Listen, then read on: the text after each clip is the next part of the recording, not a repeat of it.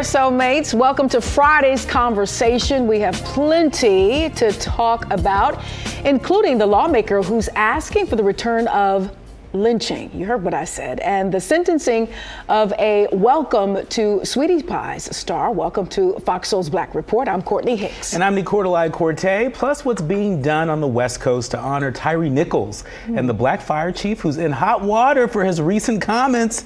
They're the stories that impact our people. You know, it's our news, our views, and our voice. So let's get into our top conversation of the day as the investigation into the death of Shanquella Robinson seems to be at a standstill. But civil rights attorney Ben Crump is stepping in to help Crump, and attorney Sue Ann Robinson held a press conference this morning demanding that the Biden administration and the U.S. State Department exercise what they call diplomatic intervention to arrest and charge the person or persons responsible for the death of Robinson. It has been 126 days since she died. That's 18 weeks. Wow. Video footage of her being beaten literally to death was released on November 16, 2022, 108 days ago, 15 weeks and 3 days, and still, with all this visual evidence, nobody has been arrested. What a shame, what a shame. You know, this story has been in the headlines again and again and again. And I'm actually surprised that the Biden administration hasn't exercised their ability to intervene diplomatically. Something just doesn't feel right about this story. Yeah. And, you know, this morning we had a chance to watch the press conference with Ben Crump and the mother of Shanquella Robinson, you know, and supporters in the rain, you know, calling for justice, really understanding that the help that she needed in Mexico, they are committed to giving her that help right now to seek justice. And so, you know, hopefully the Biden administration is listening. Yeah, there was a pink envelope push sent to Mexico to help move this along. Not sure if that has worked or not, but I'm confident that Ben Crump, as tough as he is, will get something done and continue to move the needle on this case so that family can get complete justice, is what I like to say. Yeah. Yeah. Well, New York City Mayor Eric Adams is now biting his tongue when it comes to his beliefs regarding the separation of church and state. Now, during his annual interfaith breakfast this week, the Democratic mayor said it's impossible for him to keep his Christian values away from his duties in the office, and says that when we took prayer out of schools, guns came into the schools. But many are saying his statements are untrue, citing that back in 1962, the Supreme Court ruled that prayer in public schools violated the Constitution. I remember, you know, that big to-do. It kind of happened on my watch as a child. Listen, as far as, you know, prayer and black folks and the separation of church and state, I think that line has always been blurry. It's always been gray. I mean, when you just think about maybe a generation or so ago, the civil rights movement, it was birthed and housed and thought through in the church. And so I kind of agree with the mayor here. I know that it's not proper practice, but, you know, you bring your whole self, you know, into an office, into a seat. And if he, you know, is a practicing Christian, and if his beliefs kind of spill over into, you know, maybe how he might judge things or take a look at things, I understand it. I get it. Yeah, I mean, sure. You know, we all have our belief system that we count on in order to do the work that we do, and the mayor is no different. Yeah. You know, but to say that prayer in the schools, taking prayer out of schools, is what created all these problems. You know, I would say that investing in school police, as opposed to programs that kids need, you know, that probably created a lot of issues in New York and elsewhere. In addition to, you know, just investing, you know, more in the things that aren't making a material difference in the lives of everyday kids. And so I don't know, Mr. Mayor, I don't know about that. All right, during a criminal justice committee meeting in Nashville, Tennessee this week, one lawmaker, Republican Representative Paul Sherrill, made quite the proposition. Take a look. Leader Sherrill. Thank you, Chairman.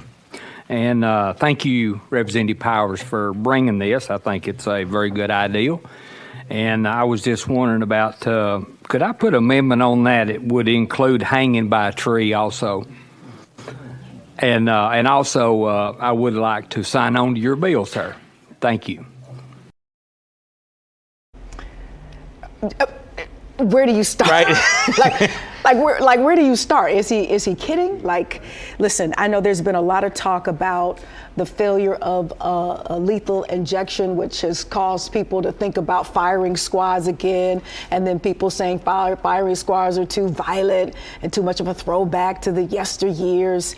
And so let's, take a look and kind of like perfect, if you will, this lethal injection procedure. But hanging by trees. Yeah, I mean, we call that lynching, yeah. right? And last time I checked, I thought lynching was against the law, and so I mean, why is it that Republicans, like the representative we see in Tennessee, Sure. why are they so anxious to sort of bring back the good old days? I mean, good old days for them. Because they're fearful. When there are folks that ran for office on this idea of making America great again, right? So many folks in our community heard that and we said, oh, wait a minute, it wasn't great back in the day when our people were hanging from trees, right? Based upon the statement that we just played, I'm not sure if the representative would agree. Well, I think it's fear. I think if you look at the stats and what people are projecting, some years from now, everybody will either be black or cream colored. and I think they're very fearful that in some kind of way they'll lose, whatever they fear that they're going to lose. And so I think it's a direct correlation to that. And I think that it's knee-jerk reactions, panicking. And if they took it back to the way it was, it would keep us under their thumb, and keep us suppressed. And when you consider how many folks that are incarcerated come from our communities, yes. how many folks are black, yes. right? Again, so you want to go back to the days of lynching, where we're hanging people from trees. It is unconscionable. It's an easy way out rather than acknowledging and accepting, others who are different from you and policies that need to be looked at so they can accommodate everybody, policies and law and fairness. It's an easier fix. This weekend marks the 56th anniversary of the Selma Jubilee. This is commemorating what's known as Bloody Sunday, the march from Selma to Montgomery and the Voting Rights Act of 1965. Civil rights leaders from across the country are expected to be in attendance, as well as President Biden. Here to talk to us about the importance of this weekend and the role the Biden administration is playing to honor the anniversary is Keisha Lance Bottoms, Senior Advisor of Public Engagement at the White House. Keisha, thanks so much for being here. Well, thank you so much for having me. So tell us a little bit about the importance of this weekend and why the Biden administration has taken the time to honor the 56th anniversary of the Selma Jubilee. Well, as you know, Bloody Sunday really was a turning point in the history of our country. It was such a cornerstone of the civil rights movement in America. Then 25-year-old John Lewis led 600 peaceful protesters across the Edmund Pettus Bridge, walking into what they knew would be a traumatic and for many feared that it could be life-ending. It could be a life-ending moment for them. Many had already lost their lives in the fight for civil rights and voting rights in America. And those images went across this country, and it was a pivotal moment in our country's history because it made people pay attention in a way that many had not noticed before. And President Biden has said before, you will hear him say it again on Sunday in Selma, our history cannot be erased. Our history has shaped who we are as a country, and it will certainly help shape who we will be in the future. And so that's why the president thought it important to be there. He's been to Selma before. He's been across that bridge before. He went as a senator. He went as a vice president, and now he is going as president. And his presence is significant because it should be a reminder to all of us in this country that civil rights still matter, that voting rights still matter. And President Biden will be there honoring that legacy and the struggle that continues today. And so we know that we can look forward to President Biden's speech on Sunday, but tell us a little bit about what else is planned for this weekend. For folks that aren't familiar with Selma Jubilee, it's a series of events. So what else is planned? There are a series of events that will take place all weekend. Bishop Barber will be preaching that Sunday morning. The president's speech is just one part of this, in many ways, a celebratory weekend, but also an opportunity for us to reflect on our history, and also an opportunity to remember the role that Selma played in the civil rights movement in America. And so it will be a weekend full of events organized by many community organizers on the ground, local organizers.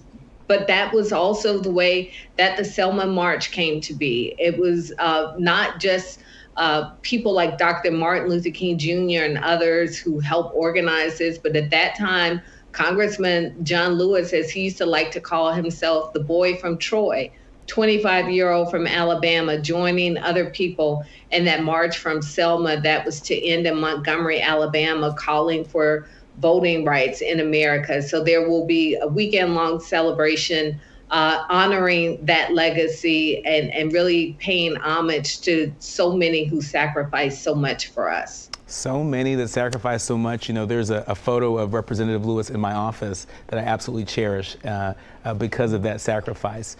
Well, it's anniversaries like this that show us that so much has been done, but so much is still needed.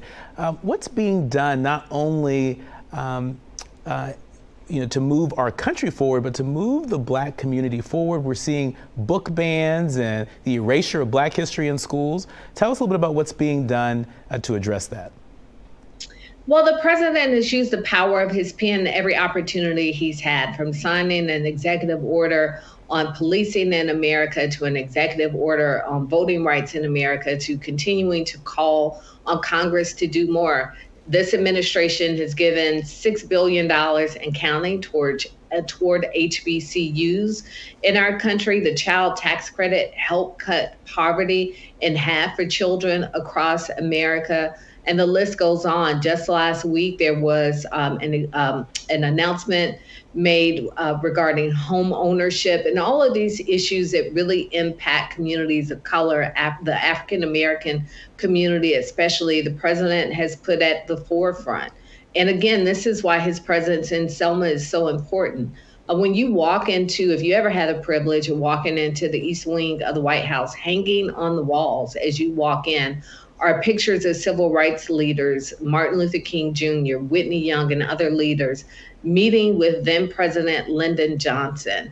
And the president just doesn't say that our history matters, he honors our history. So we know that a lot of people, most people, will never get the opportunity to walk in the White House, but to have a picture like that hanging on the walls as people enter really speaks to where the priorities are of this White House. And the priorities include honoring our history and making sure that this administration is doing everything possible to make sure that our future is even better. Our thanks to Senior Advisor for Public Engagement, Keisha Lance Bottoms. Please come on back to Fox Soul's Black Report anytime. Well, thank you, and I'll be happy to join you. Coming up next on the Black Report, there's a new plan to honor the life of Tyre Nichols. Yeah, we'll tell you what's being planned in his hometown, hopefully in time for his birthday. We'll be right back. You're watching Fox Soul's Black Report.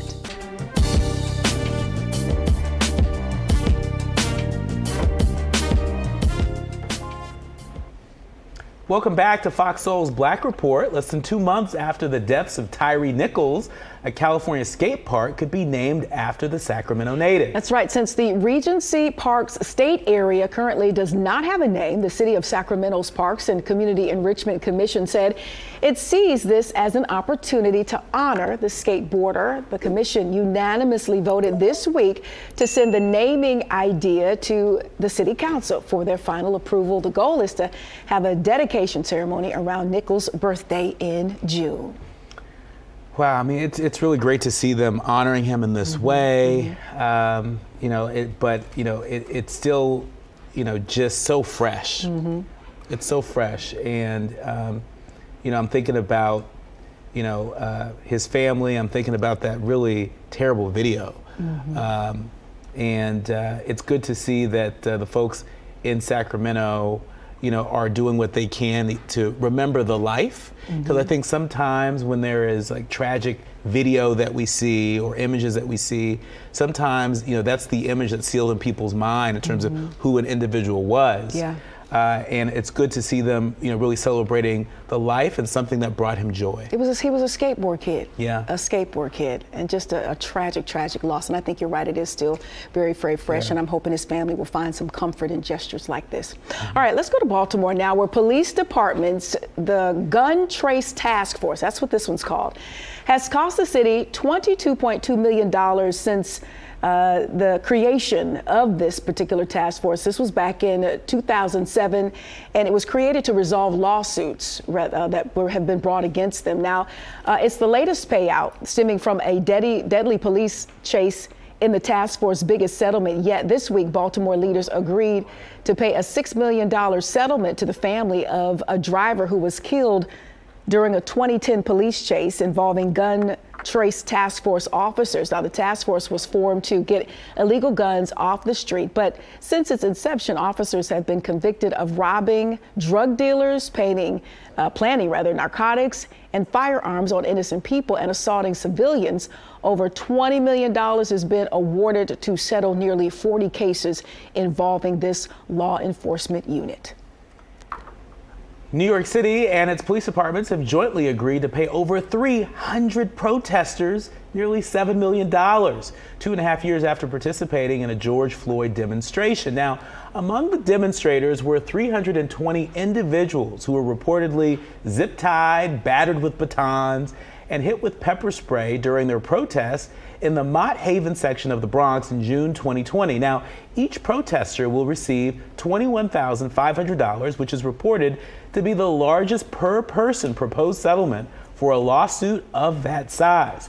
In a statement, the NYPD said, quote, "It was a challenging moment for the department as officers who themselves were suffering under the strains of a global pandemic did their utmost to help facilitate people's right to peaceful expression, all while addressing acts of lawlessness, including wide-scale rioting, mass chaos, violence, and destruction." This goes back to this blue culture, and at what point are these cities, these municipalities are going to get a little tired of paying out, or are they going to tap out? And so at that point, you want to go back and to look at these policies. You want to go back and look at the laws. You want to go back and look at how these departments are being governed. You've got Baltimore, which sounds like it was a squad very similar to the squad being accused of killing Tyrese Nichols. The Scorpion Unit, and so on and so forth. And so we know that these squads are doing more harm than good, at least according to these stories and these latest reports.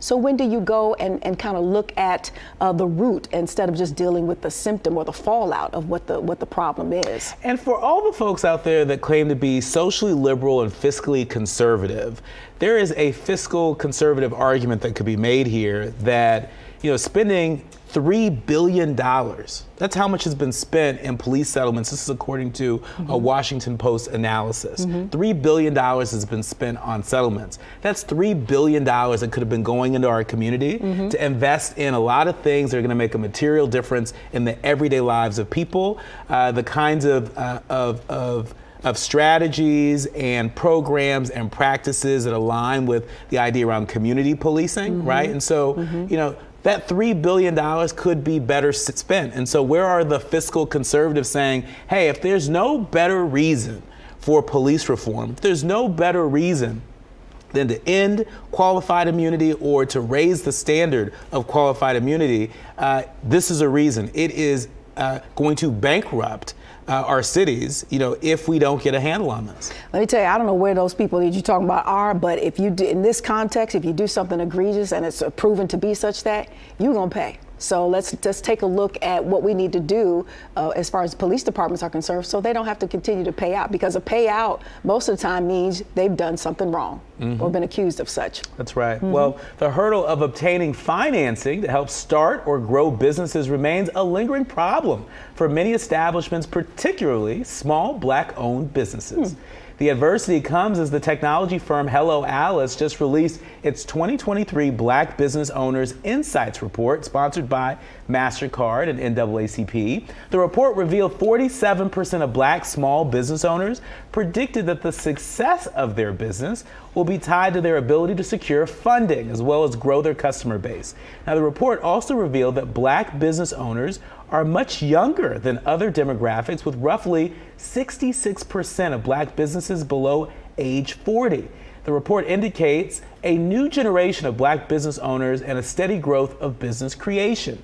Now, some 80% of owners are considering applying for financing this year. And I hope they get this money. I mean, every time we talk about, we circle back around to these type of stories, these type of conversations, we know that the biggest hurdle is access to capital. I mean, it's what our country is built on. And for a specific group of people, us soulmates, to not have access to that, and for that to be proven statistic after statistic after statistic is a problem. Again, and if we don't get at the root cause of that, which is racism. I mean, let's be honest. We're going to keep having to jump these hurdles in order to be entrepreneurs and to satisfy that entrepreneurial itch. And there are just so many ideas and great visions that folks have that they just can't get the financing. And you know a lot about that as the daughter of a Black small business owner who did pretty well here in the Detroit metro area. Because he was able to get access to capital and grow his business. I think. What was so compelling to me about this story is the generational wealth piece, right? If we really are serious about passing on generational wealth, right, then the access to capital is really important, but also financial literacy is really important. Just because you start a business doesn't mean that you necessarily know how to run a profitable business. And so, that's one part of it. But I was also very surprised to learn that 2/3 of Black small business owners are under the age of 40, right? And so that says to me that there's a lot of growth potential in our community. And so a lot of the issues that we deal with in terms of discrimination at work and having to navigate, corporate America, for example, these numbers suggest that the future is bright for us because we have the opportunity to steer our own ship and steward our own businesses, but access to capital is going to be key. And when and if you get that capital, let's get professional, stay professional, stop canceling my appointments, Black businesses. All right, if and when, let's move on here. If and when LeBron and Bronny James team up in 2024, fingers crossed, that'd be amazing. It could add major valuation to an NBA franchise, one industry expert thinks. Now, Bronny James, a 6'3" senior guard at a high school in LA, is now projected as the number 10 pick by the Orlando Magic in the 2024 draft. That's per ESPN, folks.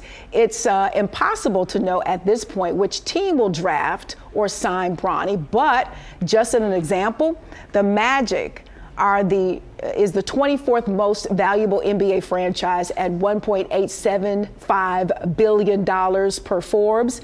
Pinnacle Advertising Creative Director Bob Dorfman says a franchise like Orlando could double their $1.85 billion value practically overnight. Yeah, and listen, LeBron James, he's been on the record saying he wants to play with his son, right? And so everybody knows having LeBron James and Bronny James on the same team, even for people that may not follow basketball as closely, there's something really endearing about that story. And it's also something really endearing about LeBron James really checking for his son, wanting to make sure his son is all right, and saying the quiet part out loud. I want to play with my boy, on the court. And I don't think we've seen anything quite like that. And so, it's going to be interesting to see who picks up Bronny and where does LeBron go? Yeah, and when they do pick him up, and if they do, get on the court together as father and son, my prayer is that Bronny can just be Bronny. Those are huge shoes to fill, especially when you're playing alongside your dad. Absolutely. Yeah. Well, still ahead, former President Barack Obama pays tribute to the woman behind his famous campaign chant. Y'all remember this? Fired up. Ready to go. Fired up. Ready to go. We'll tell you exactly who she is, just in case you didn't know, and why she's retiring. That's up next on Fox Soul's Black Report.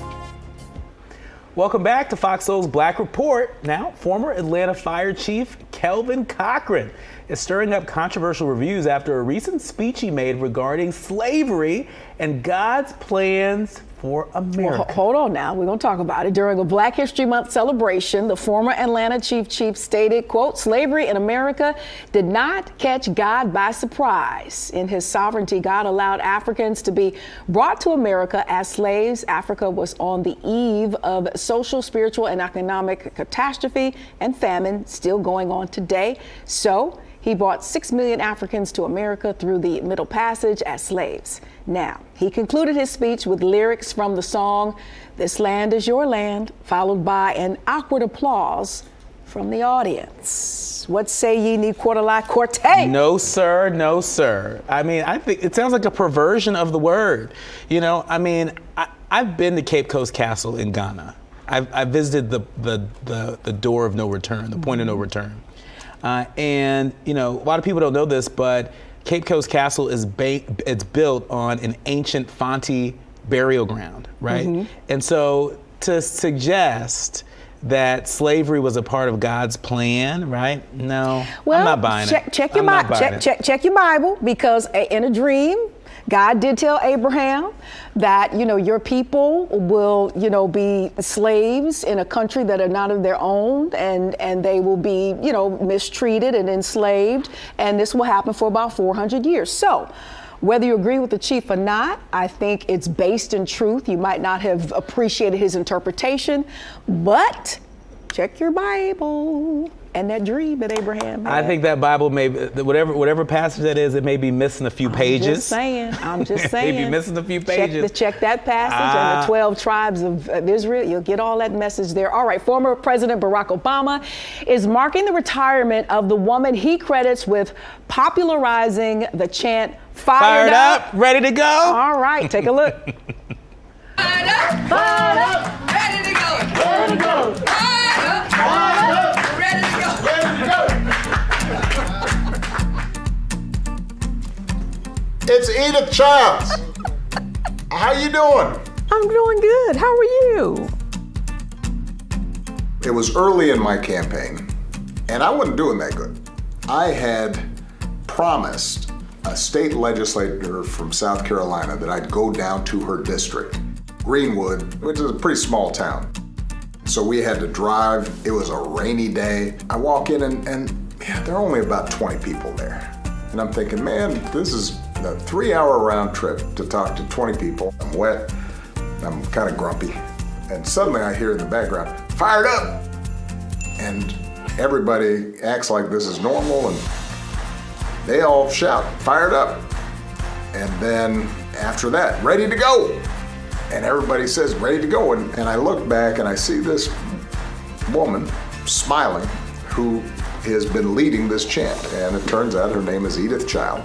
Edith was a longtime member of the NAACP. "Fired up, ready to go" had been one of the chants, the cheers that the NAACP had used back in the day. I thought it was a hoot, and it turned out that Edith had the personality to go with it. Just her being there cheered me up.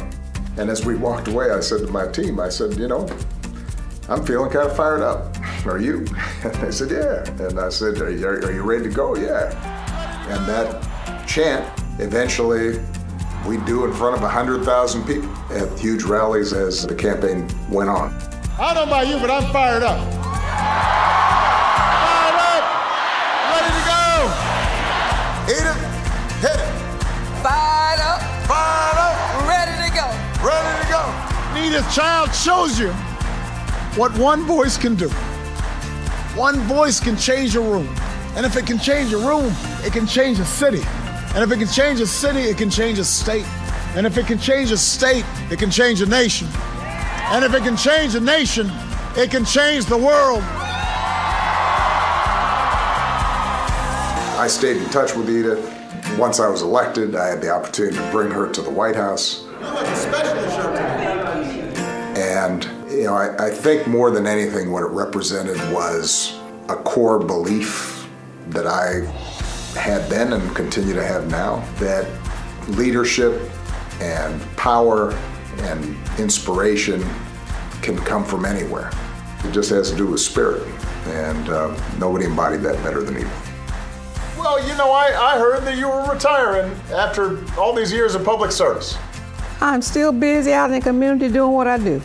You're going to still be out there. You just decided now was the time to step off the city council, give some young people a chance to serve. Exactly. What advice have you been giving young people as they do public service that I can pass on to the young people that we're working with at the foundation? Just be themselves. Just be themselves. Don't try to imitate anyone. Just be themselves. And if you be yourself, then you'll do fine. That's what I've done all my life. What you see is what you get. I think that's good advice. Listen, you have made a difference in the lives of your town and your community, and you made a difference in my campaign and my life, and I just wanted to let you know how much we all love you and appreciate you and are grateful for your service and just that positive attitude that you have that keeps people fired up and keeps them ready to go. Exactly. Thank you for your kindness. I'm grateful that you're on the other side and that you still can talk to me. I love you, Edith Childs. It's great to talk to you. Look forward to seeing you again. Thank you so much, and I love you back. You better wear that outfit. You, Miss Childs, you better wear the outfit. Come on, hat. Wear the outfit. I loved it. Listen, we just putting black folks in the White House. We put all kind of presidents in the White House. You know, a black woman will just save your soul. Just admit it. We will save your soul. I mean, turn that man's campaign beyond a 360. It was absolutely incredible. And just in that one moment, she'll go down, you know, for generations to come to learn about, you know, the power, like the former president said, of one voice. Amazing story. Yeah, I mean, amazing story. And I remember that campaign back then. I mean, I'm sure my mom is watching right now, and she's fired up and ready to go. Because she also volunteered on the Obama campaign, and you know, it is really incredible. You know, when things happen organically and they just take on a life of their own. And that chant did exactly that, right? I mean, even just watching that video and hearing that story, hearing that chant all over again, like, it makes me feel a little fired up, ready to go. Like, where are we going after the show? I don't care who you are, where you're from. I don't even care what color you are. You better have you a black woman in your back pocket. It'll save your soul. We love it. We love to see it, and we love our black women. Indeed. Yes. All right, so from black women to black history, we've got some highlights for this Friday, March 3rd. Let's take it back to 1821. Thomas Lee Jennings became the first African-American to have patented any invention. Mr. Jennings was issued a patent for a dry cleaning process known as dry scouring, which was the forerunner of today's dry cleaning. Now, let's go to 1871. Hiram R. Revels is elected to the U.S. Senate by the Mississippi legislature, becoming the first black U.S. senator in the U.S. And 1990, Carol Gist crowned the first black Miss America. I remember this moment. USA, I'm sorry. And then 2002, Roberta Flack's First Time Ever I Saw Your Face is named Song and Record of the Year at the Grammys. Up next, the 9th Annual Truth Awards are this weekend, and we have the host with us right here. That's right. We're going to talk to comedian Sampson about tomorrow's show and what he has in the works. You're watching Fox Soul's Black Report. We'll be right back after this.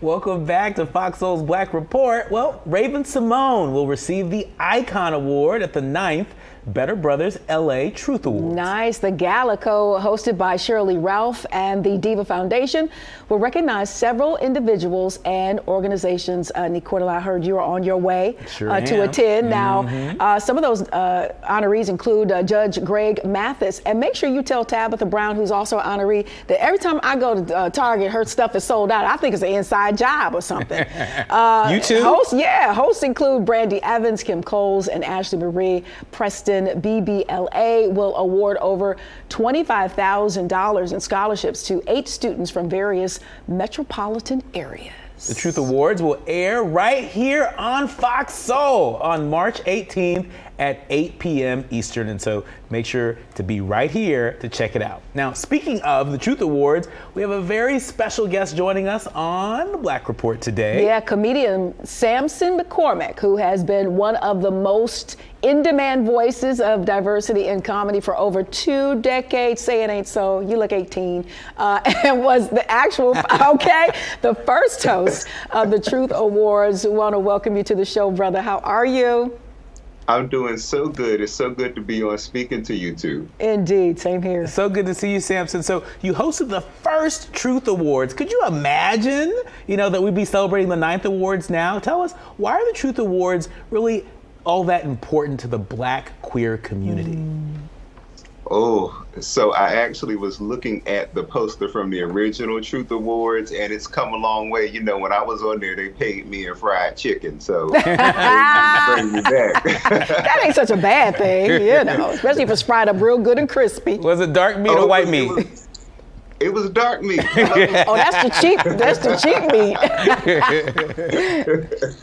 But I think it's important because the Black queer community has made so many really incredibly strong contributions to the Black community that should be recognized. And I think it's also important for us to invite straight Black people to come into our spaces to see how we do in our world and celebrate in our world with us. Yeah. So as a Black queer comedian, do you think Hollywood and the comedy world, do you think they're doing at least a decent job of embracing and providing equal opportunity for the LGBTQ plus community? Your thoughts on that? Oh, well, I was selling fried chicken after my shows up until about 5 years ago. I think they're getting a little bit better. Okay. But what I do think it's important for, especially Black artists, even who aren't queer, and Black queer artists to understand is that we have to work together and also create our own opportunities. And that's the only way things are really going to change. Yeah.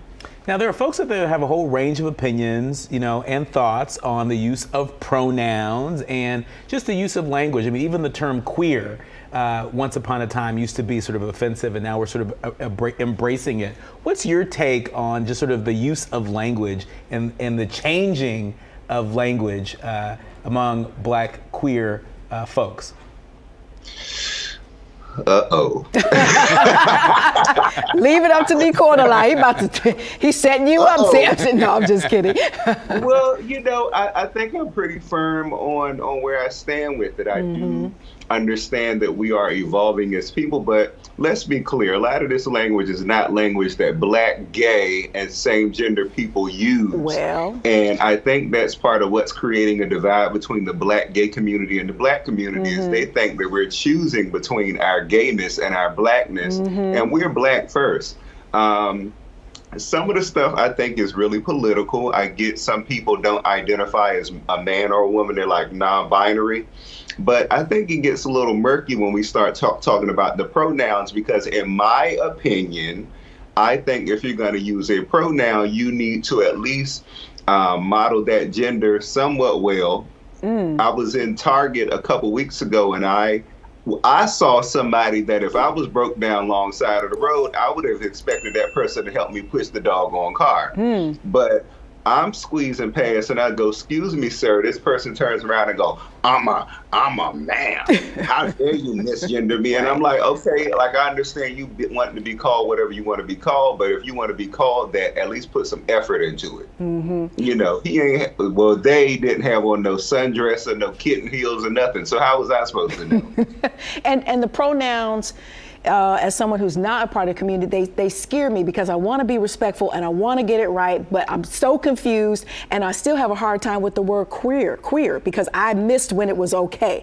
So I mean, you just get so frightened because you want to get it right because you want to respect this community. So thanks for a little bit of honesty and transparency on that, because they can be confusing from the outside. It's a lot, we want to get it right, but this stuff is new. So leave room for people to ask questions without biting their head off, because people can't look at you and tell what you are. That's right. And we absolutely, we've got to offer each other grace, right? And we can't, assume malintent, when people are asking questions or sharing their views, but we also got to make sure we respect the humanity of everybody. Agree. All right, Sampson, you're going to hang out with us since you're here. We're going to use you up, brother. You're going to stick around and, help us out with some of these pop culture headlines, all right? You up for it? Yeah. Good deal. McDonald's new meal bundle featuring Cardi B and Offset has caused controversy among some franchisees. That's right. They say using the rappers in advertisements violates the, I never heard of this before, Golden Arches Code.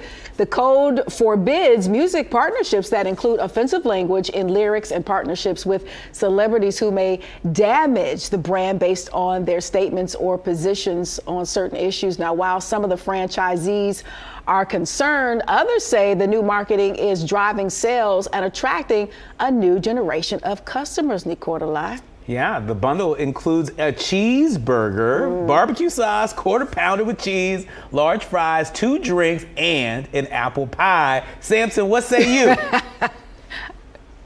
I don't, I forgot McDonald's existed. I was walking down the street the other day and I thought about that. And just in my opinion, I don't think nothing is worse for McDonald's than McDonald's. You eat that food, you'll grow a third eyeball. So they need to be happy that they got somebody in there that'll make people come back. But they are a very, can I say, sexual couple, and they don't have any problems displaying that. I think they did tongue to tongue on the red carpet not too long ago. So I think people are a little confused as to how to receive them and this being such a sexy couple, and then this food, and it's so, I think it's hard for people to just marriage the two together. I think the commercials are great, but even the McDonald's commercial on the date is very sexy. She leaning all over and ready to eat him up at the table in the commercial.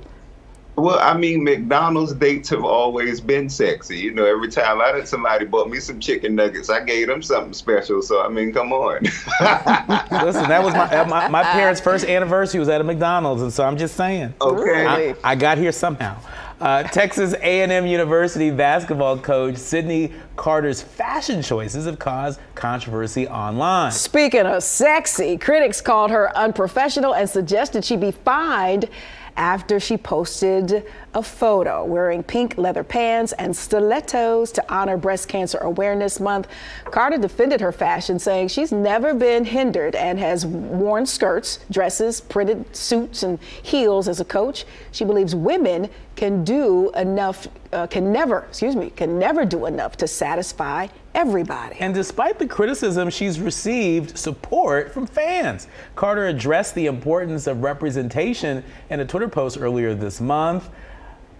Sampson, what say you? I think she looks good. I don't even like girls, and she make me want to go to a basketball game. So I say she keep doing her thing. I think she looks absolutely amazing. Folks are starting to check for her, like, well, what is she gonna wear today? Listen, you're always gonna have the naysayers, and who are you to say that it's inappropriate? I think she looks fantastic, and as women, we're always gonna be a little bit more heavily criticized than the guys. At least that's my belief, and I like her just letting it roll off your shoulders, dear. She looks fabulous. And the guys want something to look at when they go down to the game. So I mean, she knows that. She just trying to sell some tickets. Let her do her job. Yeah, and I mean, if you take a look at a lot of the newer WNBA players, when they come off that court, you go tap their IG pages, they are sexy. And so I think it's maybe a movement that they can be athletes and be on the court and dominate and score. And then when they come off, they can be soft and feminine. She just happens to do it at the same time. And they've been eating McDonald's. That's right. Well, Rolling Stone's list of the 200 greatest singers of all time has caused controversy among fans and artists. Chaka Khan, who landed at number 29, was undiplomatic. She did not hold her tongue in her response to her placement, taking shots at her peers, younger artists, and those involved in compiling the list. Now, she called Mariah Carey's placement on the list payola and said, I quit. I'm over. I don't even want to talk about this anymore. When Adele's number 22 spot was revealed, Khan was also criticized. She criticized rather Mary J. Blige's number 25 spot and questioned the decision makers' hearing, as if they couldn't hear what these ladies really sounded like, according to Shaka. Despite past criticism, Khan said she and Blige have patched up their differences. Take a listen. In the 1990s, when you would introduce the Rufus song Sweet Thing, which was your ballad, I wrote it. You would call it the song Mary J. Blige fucked up. Is that true? Well, I didn't say that out in public. I might have said it to her. She didn't say it out in public. She said it to her. I have so many thoughts, but, Sampson, what do you make of this Shaka Khan controversy? Well, my favorite part of that interview did not get played, but she said that Mary said that she sang the song at 8 o'clock in the morning. In the morning. Then she said, you don't sing no such and such a song at 8 o'clock in the morning, unless you've been up all night smoking crack. So then I had questions. I was like, so smoking crack is better for your vocal cords than getting up at 8 a.m.? Okay. But it was hilarious. I loved that interview. Yeah, I thought crack was whack. Well, I'm gonna leave that alone. I'm gonna leave that alone as well. But listen, Shaka is Southside Shy, honey, and you gonna get it the way you gonna get it. And I remember when back in the 90s when the song was released, I remember Shaka making that comment. It was Mary J. Blige who told everybody that Shaka didn't like it, and everybody asked Mary J. Blige, well, how do you feel about it? And Mary J. Blige was like, she's the queen, originator of the song, and how she feels is how she feels.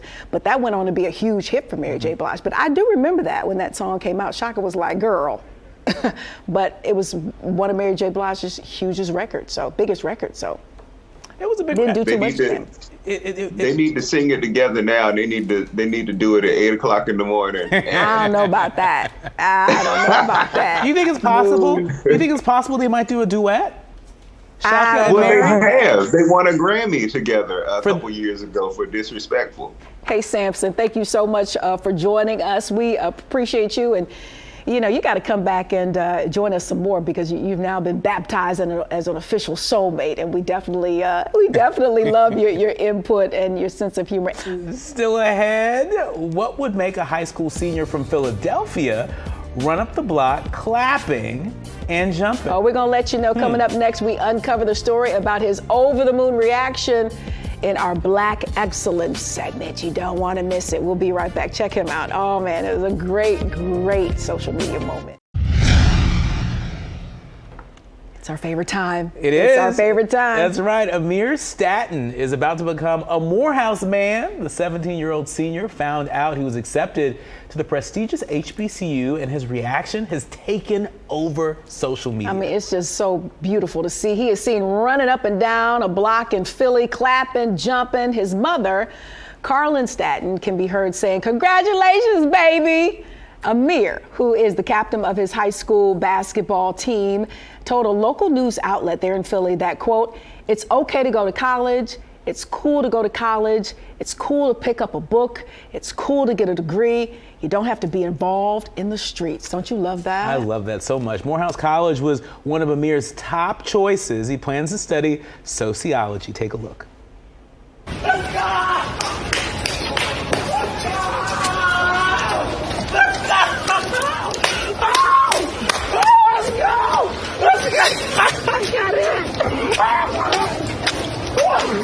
I got it! That is incredible, Man, incredible. listen. I mean, I just love to see this. So, the future looks bright for him. Yeah. And our HBCUs, HBCUs like Morehouse, right? To see going to Morehouse, the potential of becoming a Morehouse man, eliciting that kind of reaction. Yeah. How does that not make you want to stand up and clap? I mean, God bless, traveling mercies back and forth from Philly to Atlanta. God bless on him having all of the finances and the resources he's going to need to come on out of there with that degree in his chosen field. He's going to a place where I know that campus is like family, and there's just strong support, and I'm just expecting some great things out of this young man. And that excitement was so infectious. Yeah. So congratulations to him and his whole tribe. Yeah. His whole tribe for getting him to this point. And going to study sociology, right? Going to study sociology at Morehouse Sounds College. like maybe law. At a time such as this, Sounds right? like law is coming up after that. What a great place to be, and what a great community to be a part of. We have so many friends that are a Morehouse alumni, and there is a distinction. There's a distinction in terms of how they carry themselves, but more importantly, how they steward the responsibility to move our communities forward. And so it is wonderful to see him going off to college, and Morehouse at that. Yeah, it's a beautiful thing. All right, so for the full run on today's stories, just like that one we just talked about and more, you can access Fox Soul's video on demand on any of our partners. You can even access past shows and other Black-centered content. And don't forget, Soulmates, to download the Fox Soul app. It is absolutely free. Nicordelai Corte, you are on your way back to LA to attend the Truth Awards, yes? Yes, I'm looking That's forward to it. exciting. Looking forward to it. I've attended a number of Truth Awards.